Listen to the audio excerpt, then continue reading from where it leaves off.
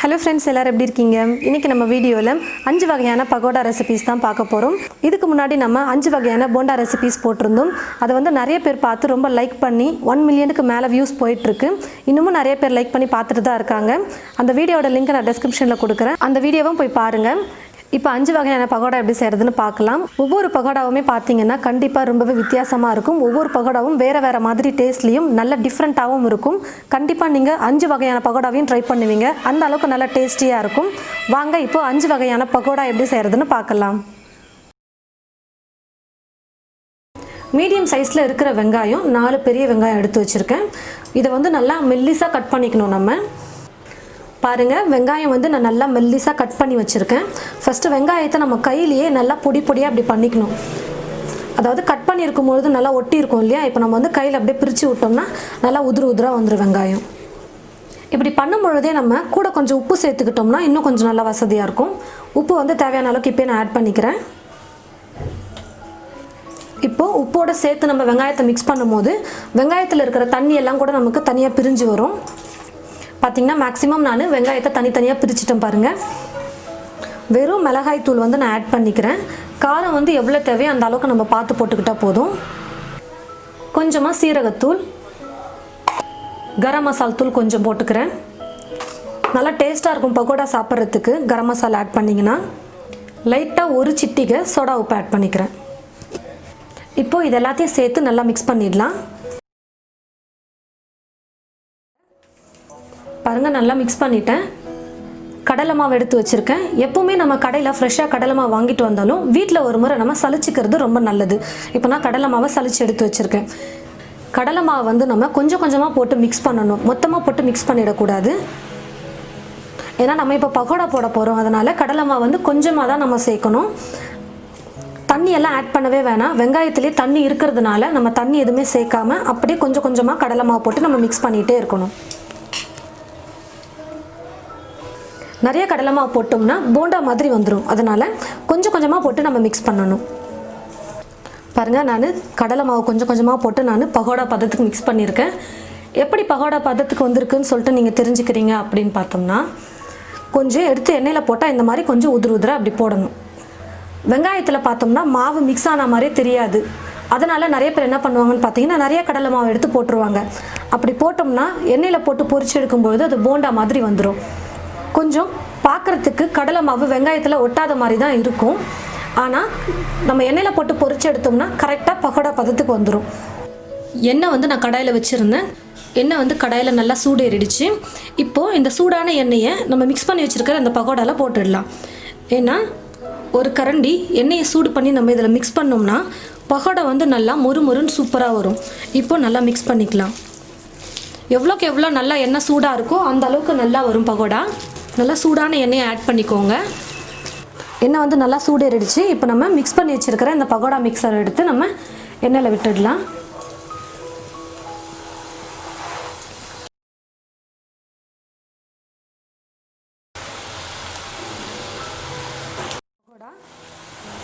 தீ வந்து நல்லா எண்ணெய் காஞ்சதும் மீடியம் ஃப்ளேமில் வச்சுக்கோங்க. அப்போ தான் கரெக்டாக ஈவனாக வெந்து வரும். அப்படியே கொஞ்சம் லைட்டாக திருப்பி போட்டுக்கலாம். பாருங்கள், பகோடா வந்து நல்லா வெந்துருச்சு. இப்போ நான் எடுத்துடுறேன்.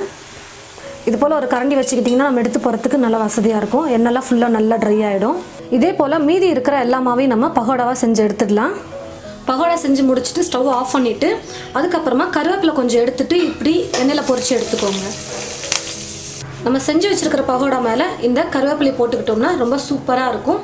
கருவேப்பிலையும் நல்லா முறுன்னு இருக்கும் சாப்பிட்றதுக்கு. நல்லா பகோடாவும் இன்னும் நல்லா டேஸ்டியாக இருக்கும் அந்த கருவேப்பிலை மண்ணத்தோடு சாப்பிடும் பொழுது. பாருங்கள், நல்லா சூப்பராக நம்ம வெங்காய பகோடா ரெடி பண்ணிட்டோம். நான் வந்து 3 உருளைக்கிழங்கு எடுத்து மேலே இருக்கிற தோலெல்லாம் சீவிட்டு வாஷ் பண்ணி எடுத்து வச்சுருக்கேன். நல்லா பெரிய சைஸ் உருளைக்கிழங்கு நான் எடுத்து வச்சுருக்கேன். கேரட் துருவுற ஸ்டாண்ட் வந்து எடுத்துக்கலாம். இதில் வந்து நான் வந்து பெருசாக இருக்குது பார்த்தீங்களா, இந்த பெரிய இதில் தான் இப்போ நான் உருளைக்கிழங்கு துருவி எடுத்துக்க போகிறேன்.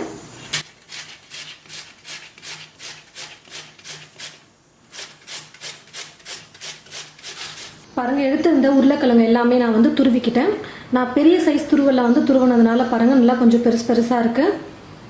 இது போல் கொஞ்சம் பெருசாக நம்ம துருவி எடுத்துக்கிட்டோம்னா நல்லாயிருக்கும் செய்யறதுக்கு. இப்போ இதை பார்த்தீங்கன்னா ரொம்ப அதிகமாக தண்ணி இருக்குது.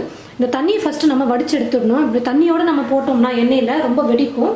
ஒரு காட்டன் துணி எடுத்துக்கோங்க. எடுத்து வச்சுருக்கிற உருளைக்கிழங்கு நான் இதில் சேர்த்துடுறேன். நல்லா மூட்டையாக இது போல் எடுத்துக்கோங்க. இதில் இருக்கிற தண்ணி ஃபுல்லாக இப்போ நம்ம வடித்து எடுத்துடணும். எந்த அளவுக்கு நம்ம தண்ணி எடுக்கிறோமோ அந்த அளவுக்கு ஸ்நாக்ஸ் வந்து எண்ணெயில் போடும்போது வெடிக்காமல் வரும். பாருங்கள், மேக்ஸிமம் நான் ஃபுல்லாக இருக்கிற தண்ணி ஃபுல்லாக நான் ட்ரை பண்ணிட்டேன். தண்ணி எல்லாம் இல்லாமல் நல்லா சூப்பராக இருக்குது பாருங்கள். இப்போ இந்த துருவி இருக்கிற இந்த உருளைக்கிழங்கு ஒரு பாத்திரத்தில் சேர்த்துட்டு மசாலாலாம் நம்ம சேர்த்துக்கலாம். காரத்துக்கு வெறும் மிளகாய் தூள் சேர்த்துக்கிறேன், கொஞ்சமாக சீரகத்தூள் சேர்த்துக்கிறேன், உப்பு தேவையான அளவுக்கு, டேஸ்ட்டுக்கு கொஞ்சம் இஞ்சி பூண்டு விழுது சேர்த்துக்கிறேன். இது கூடவே கொஞ்சம் காஷ்மீரி சில்லி பவுடர் சேர்த்துக்கிறேன். கொஞ்சம் கலர் கொடுக்கும், அதனால் நான் சேர்த்துக்கிறேன். இதுக்கு பதிலாக நம்ம ஃபுட் கலர் கூட சேர்த்துக்கலாம். நான் வந்து காஷ்மீரி சில்லி தான் நான் இப்போ சேர்க்க போகிறேன். ஃபஸ்ட்டு இது எல்லாத்தையும் நல்லா மிக்ஸ் பண்ணிக்கிறேன்.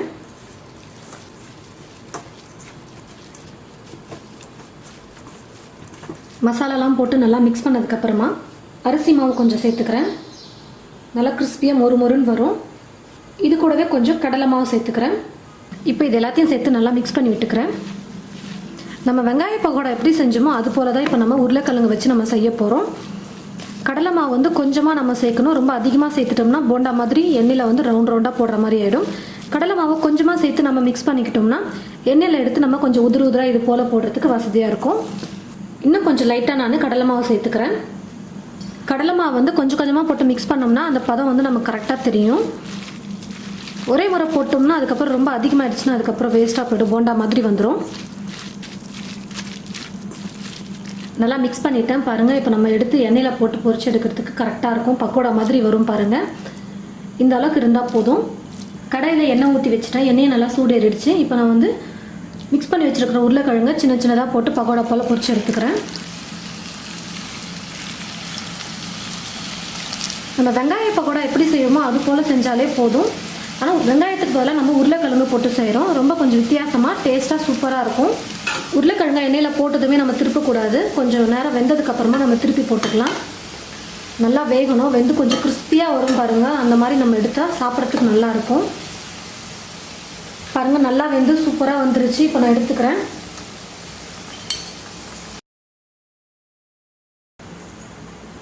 எல்லாத்தையும் செஞ்சு முடிச்சதுக்கப்புறமா கடைசியாக ஸ்டவ் ஆஃப் பண்ணிவிட்டு கொஞ்சம் கருவேப்பிலை எடுத்து நான் பொரிச்சு எடுத்துக்கிறேன்.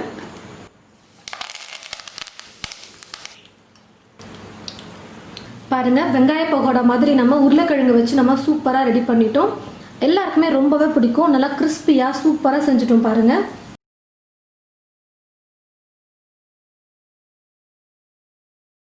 கால் கிலோ சிக்கன் வாங்கிட்டு வந்து இந்த அளவுக்கு நல்லா குட்டி குட்டியாக நீங்கள் சிக்கனை வந்து கட் பண்ணி எடுத்து வச்சுக்கணும். சிக்கனை நல்லா வாஷ் பண்ணி எடுத்து வச்சுருக்கேன். இந்த சிக்கனை இப்போ நான் ஒரு பாத்திரத்தில் ஆட் பண்ணிடுறேன். உப்பு தேவையான அளவுக்கு சேர்த்துக்கிறேன். வெறும் மிளகாய் தூள், மஞ்சள் தூள் கொஞ்சம், இஞ்சி பூண்டு விழுது கொஞ்சம் சேர்த்துக்கிறேன். இது எல்லாத்தையும் சேர்த்து நல்லா மிக்ஸ் பண்ணி விட்டுடுறேன். நல்லா மிக்ஸ் பண்ணிட்டேன். இப்போ வந்து ஒரு அரை மணி நேரத்துக்கு நம்ம அப்படியே ஊற விட்டுடலாம். அப்போ தான் சிக்கனில் வந்து உப்பு காரம் எல்லாம் மசாலா எல்லாம் நல்லா உள்ளே இறங்கி நல்லா சாப்பிட்றதுக்கு ரொம்ப டேஸ்ட்டாக வரும். சிக்கன் நல்லா ஒரு அரை மணி நேரம் நல்லா ஊற வச்சு எடுத்துக்கிட்டேன். சிக்கன் கூட நான் இப்போது ஒரு ஸ்பூன் அரிசி மாவு சேர்த்துக்க போகிறேன். நல்லா கோபுரமாக 2 ஸ்பூன் வந்து கடலை மாவு சேர்த்துக்கிறேன். சின்னதாக ஒரு வெங்காயம் எடுத்து பொடியாக கட் பண்ணி வச்சுருக்கேன், அதையும் சேர்த்துடுறேன். ஒரு பச்சை மிளகா கட் பண்ணி வச்சுருக்கேன். கொஞ்சம் கருவேப்பிலை, பொடியாக கட் பண்ணி வச்சுருக்கிற கொத்தமல்லி வேணும்னா போட்டுக்கலாம், இல்லைனா வேணான்னா விட்டுடலாம். இப்போ இது எல்லாத்தையும் சேர்த்து நல்லா மிக்ஸ் பண்ணி விட்டுடணும். தண்ணியெல்லாம் எதுவும் சேர்க்க வேண்டாம். வெங்காயம் சிக்கனில் இருக்கிற தண்ணியே போதும். எப்போவுமே பக்கோடா செய்கிறதா இருந்தால் நம்ம கடலை மாவு வந்து கொஞ்சம் கம்மியாக தான் போடணும். அதிகமாக போட்டோம்னா போண்டா மாதிரி வரும். இப்படி எண்ணெயில் போட்டு எடுக்கிறதுக்கு நல்லா கரெக்டாக இருக்கும். பாருங்கள், எல்லாத்தையும் சேர்த்து நான் நல்லா மிக்ஸ் பண்ணிட்டேன். கடாயில் எண்ணெய் ஊற்றி வச்சுட்டேன். எண்ணெயை நல்லா சூடேறிடுச்சு. இப்போ நான் வந்து ஸ்டவ்வை வந்து மீடியம் ஃப்ளேமில் வச்சுக்கிறேன். மீடியம் ஃப்ளேமில் வச்சுட்டு நான் சிக்கன் போட்டுக்கிறேன். கொஞ்சம் கொஞ்சமாக சிக்கன் எடுத்துகிட்டு அப்படியே உதிராக நம்ம போட்டோம்னா நல்லா பொரிஞ்சு வரும்.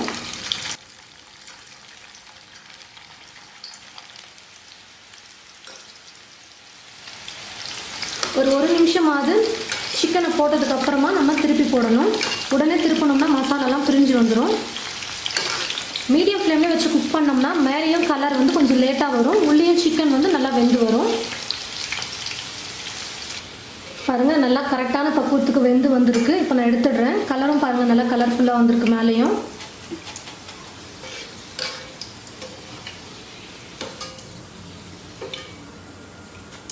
சிக்கன் பகோடா ரொம்ப சூப்பராக ரெடி பண்ணிட்டோம். 1/4 கிலோ சிக்கன் தான் நான் எடுத்தேன், அதுக்கு எவ்வளோ வந்திருக்கு பாருங்கள். நல்லா சூப்பராக உள்ளே நல்லா வெந்து நல்லா கிறிஸ்பியாக இருக்குது மேலெல்லாம் பாருங்கள், ரொம்ப சூப்பராக இருக்குது.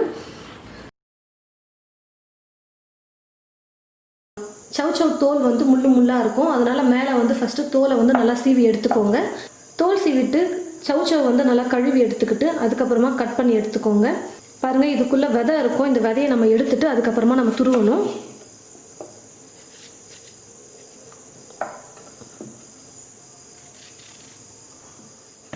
இப்போ சவ் வந்து நான் காய் துருவுறதுல துருவி எடுத்துக்கிறேன். பாருங்கள் 3 சவ் எடுத்து நான் இந்த மாதிரி துருவி எடுத்து வச்சுருக்கேன்.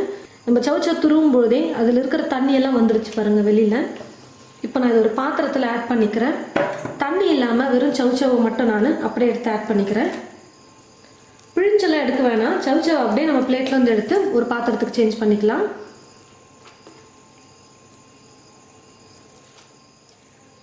கடலை மாவு கொஞ்சம் சேர்த்துக்கிறேன். நம்ம பகோடா செய்ய போகிறோம், அதனால் கடலை மாவு அதிகமாக சேர்க்க வேணாம், ஃபஸ்ட்டு கொஞ்சமாக சேர்த்துக்கலாம். அதுக்கப்புறம் மாவு வந்து பகோடா பதத்துக்கு மிக்ஸ் பண்ண முடியலன்னா கொஞ்சம் கொஞ்சமாக கடலை மாவு சேர்த்து நம்ம மிக்ஸ் பண்ணிக்கலாம்.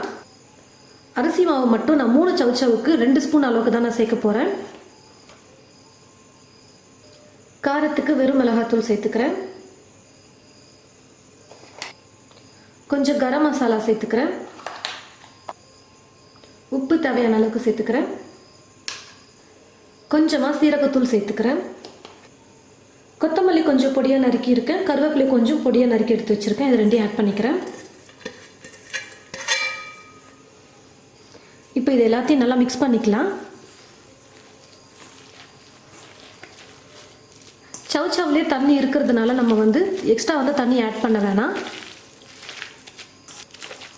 நல்லா மிக்ஸ் பண்ணி விட்டுட்டு இந்த சமயத்தில் நம்ம கடலை மாவு பத்தலைன்னா நம்ம ஆட் பண்ணிக்கலாம். இப்போ எனக்கு கடலை மாவு பத்தலை, இப்போ நான் கொஞ்சம் சேர்த்துக்க போகிறேன். சவ்வில் ரொம்ப அதிகமாக தண்ணி இருக்கிற மாதிரி இருந்ததுன்னா நீங்கள் கொஞ்சம் சவ்வை பிழிஞ்சு எடுத்துருங்க. நல்லா மிக்ஸ் பண்ணிவிட்டு கடலை மாவெல்லாம் போட்டு இப்போ நான் கடைசியாக என்ன பண்ண போகிறேன்னு பார்த்தீங்கன்னா கொஞ்சம் வெங்காயமும் சேர்க்க போகிறேன். வெங்காயத்தை நல்லா மெல்லிசாக நீளமாக கட் பண்ணி வச்சுருக்கேன். இப்போ இதையும் சேர்த்து நல்லா மிக்ஸ் பண்ணி விட்டுக்கிறேன். இதோட வெங்காயத்தையும் சேர்த்து நம்ம மிக்ஸ் பண்ணி செய்யும்போது ரொம்பவே சூப்பர் டேஸ்ட்டாக இருக்கும். பாருங்கள் எண்ணெயில் போட்டு பொரிச்சு எடுக்கிறதுக்கு கரெக்டாக இருக்குது. கடாயில் எண்ணெய் ஊற்றி வச்சுட்டு எண்ணெய் நல்லா சூடேறிடுச்சு. இப்போ மிக்ஸ் பண்ணி வச்சுருக்கிற மாவை எண்ணெயில் போட்டு எடுத்துக்கலாம். சவ் வந்து நிறைய பேர் சாப்பிட மாட்டாங்க, அந்த மாதிரி இருக்கிறவங்களுக்கு இந்த மாதிரி ஸ்நாக்ஸாக செஞ்சு கொடுத்தோம்னா அவங்க சாப்பிடுவாங்க. நம்ம சவ்வில் தான் செஞ்சுருக்கோன்னு அவங்களுக்கு சுத்தமாக தெரியவே தெரியாது. அப்படியே லைட்டாக திருப்பி போட்டுக்கலாம்.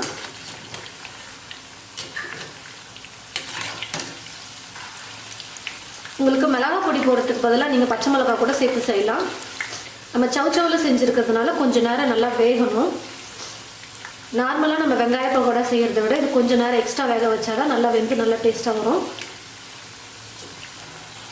நல்லா வெந்துருச்சு, மேலேயும் பாருங்கள் நல்லா கலர் வந்திருக்கு. இப்போ நான் எடுத்துக்கிறேன். இது ஒரு பிளேட்டாக சேஞ்ச் பண்ணிக்கலாம். இப்போ பாருங்கள் ஃப்ரெண்ட்ஸ், நம்ம சவ் பகோடா செஞ்சுட்டோம். 3 சவ் தான் நான் போட்டிருந்தேன், ஆனால் பாருங்கள் எவ்வளோ பகோடா வந்திருக்கு. பாருங்கள் எவ்வளோ நல்லா சூப்பராக வந்திருக்கு. உள்ளே நம்ம நல்லா துருவி போட்டிருக்கிற அந்த சவ் பாருங்கள் எவ்வளோ நல்லா வந்திருக்கு. இதில் நம்ம வெங்காயம் போட்டு செஞ்சுருக்கிறது தான் இன்னும் டேஸ்ட் அதிகமாக கொடுத்துருக்கு.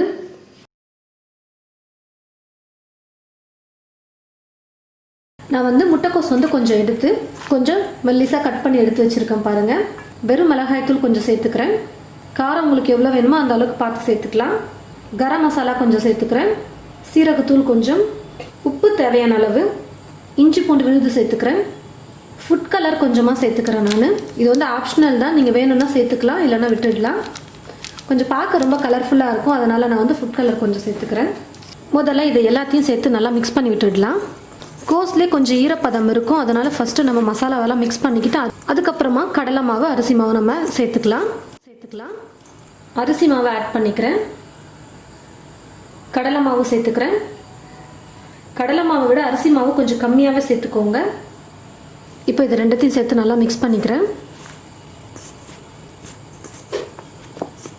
வெங்காய பகோடாவுக்கு நம்ம எப்படி கடலை மாவு போட்டு மிக்ஸ் பண்ணுவோமோ அது போல தான் நம்ம இப்போது கோஸுக்கும் நம்ம போட்டு மிக்ஸ் பண்ணணும். ரொம்ப நிறைய கடலை மாவு ஆட் பண்ணிட்டோம்னா போண்டா மாதிரி வந்துடும். கொஞ்சம் உதிராக இருக்கிற அளவுக்கு நம்ம கொஞ்சமாக போட்டோம்னா கரெக்டாக பகோடா மாதிரி நம்ம எடுத்து எண்ணெயில் போட்டு பொரிச்சு எடுக்கிறதுக்கு கரெக்டாக இருக்கும். இந்த அளவுக்கு நம்ம கடலை மாவு போட்டு நம்ம மிக்ஸ் பண்ணால் போதும், கரெக்டாக இருக்கும். கடாயில் எண்ணெய் ஊற்றி வச்சுருக்கேன். எண்ணெய் வந்து நல்லா சூடேறினதுக்கு அப்புறமா நான் வந்து இப்போ ஸ்டவ்வை மீடியம் ஃப்ளேமில் வச்சுக்கிறேன்.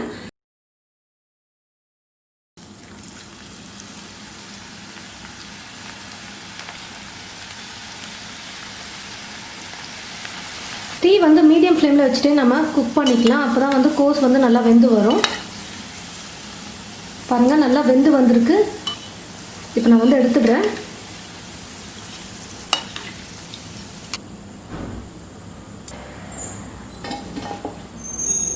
பாருங்கள் ஃப்ரெண்ட்ஸ், முட்டைக்கோஸை வச்சு நம்ம சூப்பராக பகோடா ரெடி பண்ணிட்டோம். கண்டிப்பாக இது எல்லாருக்குமே ரொம்ப பிடிக்கும். வெறும் முட்டைக்கோஸ் மட்டும் நம்ம வாங்கிட்டு வந்தால் போதும், மீதியெல்லாம் வீட்டில் இருக்கிற பொருளை வச்சு நம்ம சூப்பராக பகோடா ரெடி பண்ணிடலாம். எவ்வளோ நல்லா கிறிஸ்பியாக சூப்பராக வந்திருக்கு பாருங்கள்.